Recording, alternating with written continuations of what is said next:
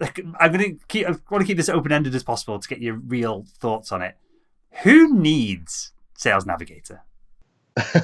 It's a really good question. In terms of who needs it, anyone who's going to utilize it properly. So we go right back to some of the first episodes. The people that need to use LinkedIn are the people that have prospects and customers on LinkedIn. If you have prospects and customers on LinkedIn, then there is no reason why LinkedIn Sales Navigator isn't going to benefit you. But there are some sort of logistics around it. You need to make sure you're going to utilize it to its full potential, because it's not cheap. Let's be completely honest. It's not a cheap product or platform to buy, but it is full of a ton of great features. What I see and what we'll tackle a bit today is a lot of salespeople, sales teams, businesses paying for it and not using it. It's like paying for your gym membership. And some people pay pretty much the same amount you'd pay for Sales Navigator on gym membership, and they never go to the gym. They just don't go. Months, sometimes years go past, and they haven't been a single time. And it's the same. People are spending on Sales Navigator and not using it. Now, we've covered a lot in some of the previous episodes of what you can do with LinkedIn's free account.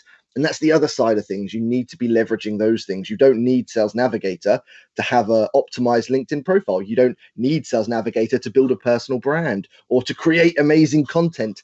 There are a lot of things you can do on the free version. So yes, the people that need it are the ones that have customers on LinkedIn, but there are a lot of things that we'll cover today to sort of uncover what you can and should do to get the most from it. Sure. And you've touched on something here, so we'll just cover this before we get deep into the conversation. Who, in a B2B organization, whether that's a startup or whether that is a large enterprise organization, who should be paying for Sales Navigator? Is it an individual, or should it be part of the kind of package that when you go to, they give you a phone, they give you a laptop, should they also just be giving you Sales Navigator as well?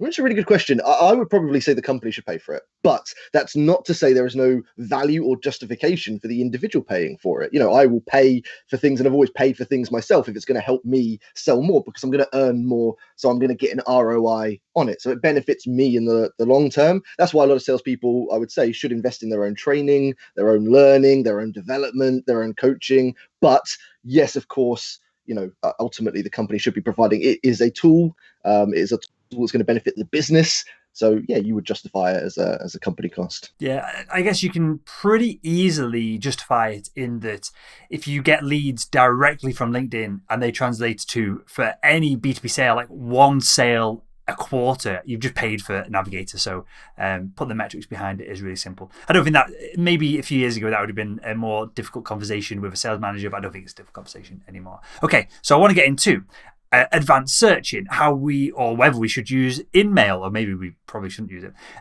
whether we should use Sales Navigator as a CRM. There's tons of different parts of it that we'll go through, but are there any high-level myths or misconceptions about Sales Navigator that we need to cover before we get into the practical steps or the practical features of the product itself? I think the biggest myth, Will, is that you're going to click that subscribe button, you're going to put in your details, and suddenly your inbox is going to be full of inbound leads and you're going to be drowning in sales. And it's just going to happen like that. Like, the same principle with the gym. You're going to walk in the gym and suddenly be big, buff and fit and lose loads of weight. You have to put the work in. So the biggest myth that I want to clear up right now is, yes, Sales Navigator is full of tools, but those tools are only good if you use them and you use them properly. InMail can be maybe not very effective, but it can be an effective messaging method if you do it right.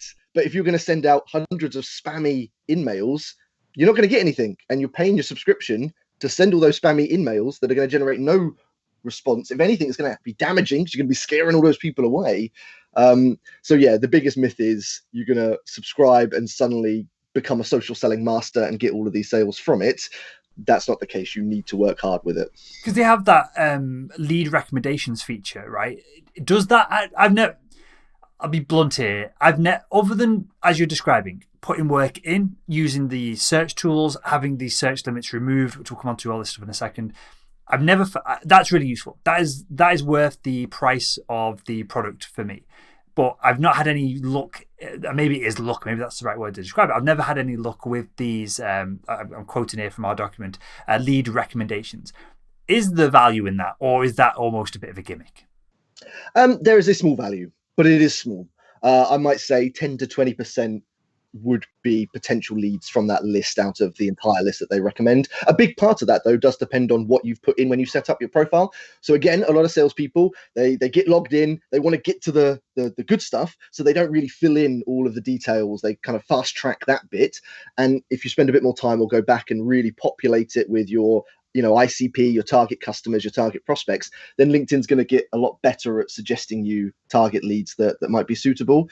So yeah, you kind of reap what you sow in that instance, but even then, they're not going to be fantastic. But I think I'm the same as you. The best features for me are extended searches. In-mail can be effective, but also things like profile views and tons of sort of buyer insights and buyer signals that you can tap into. That really does justify the cost from my perspective.